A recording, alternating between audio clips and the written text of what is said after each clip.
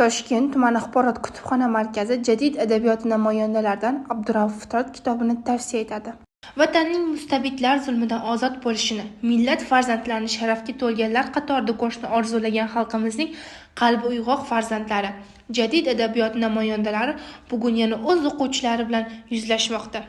Xalq ma'naviyatini boyitish yo'lida olib borilgan kurashlar, milliy matbuot, adabiyot va teatrning odamlar tafakkurini oshirishdagi ahamiyati haqida asarlarda kuyunib yozgan, bu borada fidoyilik ko'rsatgan, alal oqibat qatag'onga uchraganlar haqida so'z borarkan, Abdulla Qodiriy, Abdurauf Fitrot, Abdulhamid Cho'lpon, Abdulla Avloniy, Mahmud Xo'ja Behbudiy, Munavvar Qori Abdurashidxonov, Usmon Nosir, Ishqoqon Ibrat siymolari ko'z oldimizda gavdalanadi.